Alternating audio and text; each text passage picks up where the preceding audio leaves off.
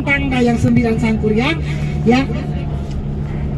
Tiba-tiba ya sudah bersumpah tadi Dayang Sumbi, barang siapa yang berhasil atau mampu mengambilkan benang saya yang jatuh, alat tenunnya yang jatuh, akan saya jadikan suami jika dia laki-laki, dan akan saya jadikan saudara jika saudara perempuan jika dia seorang perempuan, seorang wanita. Tapi tidak disangka ternyata yang mengambil benang tersebut adalah si Tumang, anjingnya. Sementara si Tumang ini berkelamin jantan ya. Duh, bagaimana ini ya, masa yang ambil anjing. Nah, sementara saya harus menikah dengan anjing gitu kan.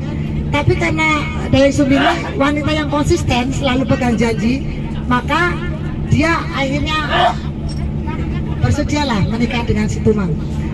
Dayang Sumbi itu sebelumnya tidak tahu kalau si Tumang itu sebenarnya merupakan jelmaan seorang dewa yang dikutuk turun ke kahyangan, kamu menjelma menjadi seekor anjing sampai ada seorang wanita yang tulus mencintai, maka kamu akan berubah menjadi seorang kesatria ya. Tapi hanya malam hari saja, kalau siang berubah lagi menjadi anjing. Nah, maka menikahlah Dayang Sumbi dengan si Tumang ya.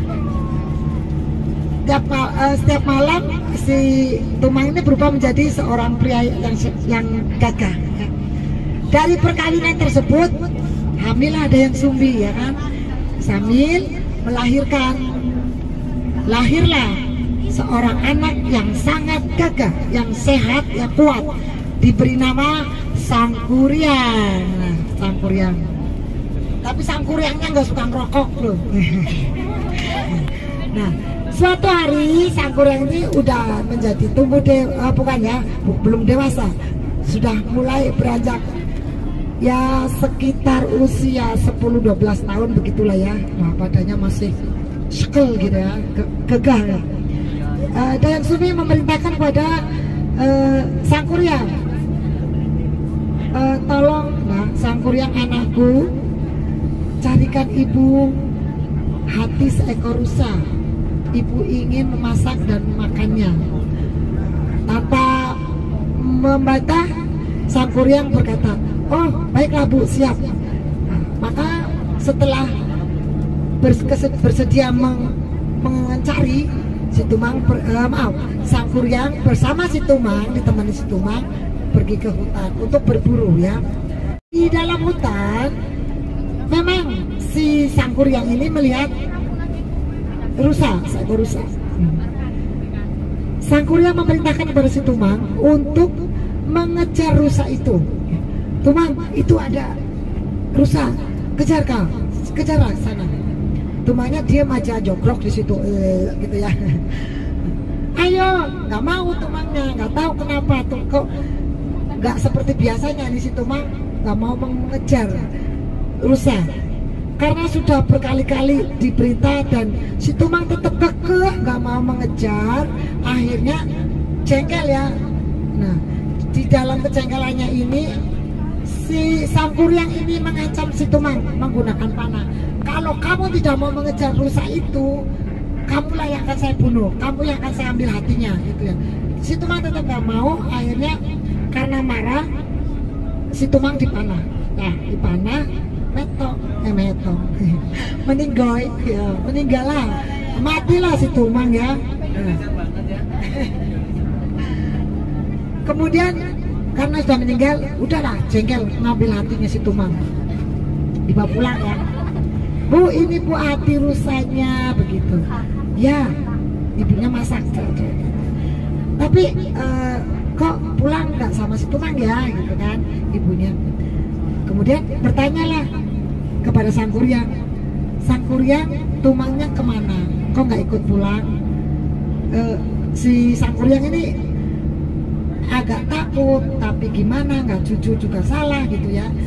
Dengan perasaan yang berdebar-debar, dia berkata kepada ibunya, itu hati si Tumang yang ibu masak. Nah, seketika itu Dayang Sumbi naik pitam, bukan naik bis ya, naik pitam. Apa, kayak sinetron Indosiar kan gitu. Apa? Kamu langsung pak si Dayang Sumbi ini kebenaran sedang memegang gayung yang terbuat dari bambu. Hai. Halo.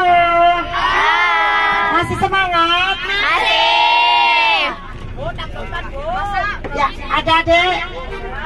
adik tadi habis dari puncak Gunung Tangkuban Perahu ya? Iya. Melihat apa saja di sana?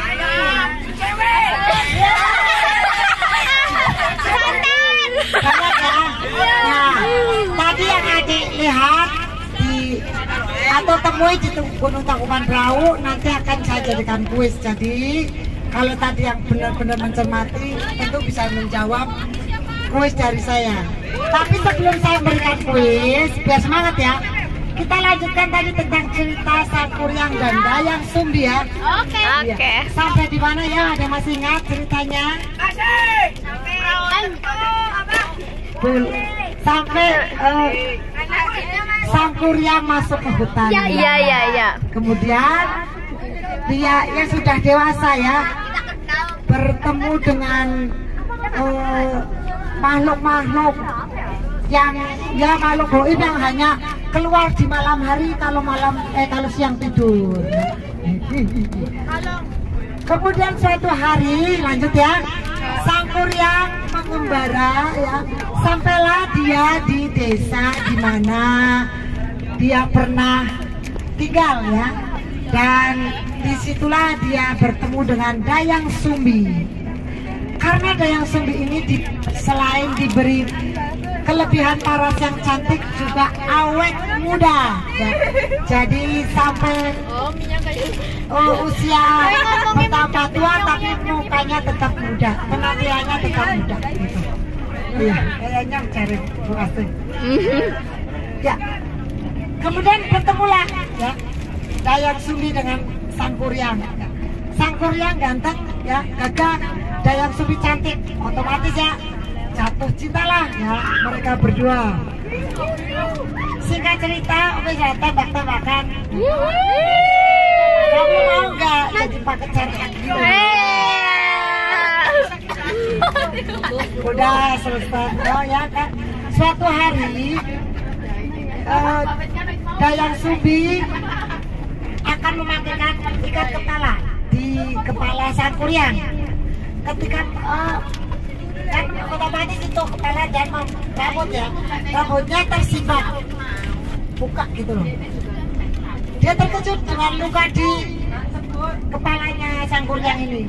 Harus menikah denganku ya kan, tidak bisa Sangkuriang karena kau adalah ibuku, dan ibu tidak boleh menikahi anak, dan juga anak tidak boleh menikahi ibu kandung.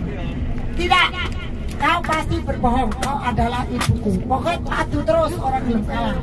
Akhirnya Dayang Sumbi menyerah. Baiklah, kalau kau bersikeras untuk menikahiku, maka kau harus menerima persyaratan yang aku berikan. Syaratnya apa? Aku akan sanggup memenuhi, gitu kata Sangkuriang.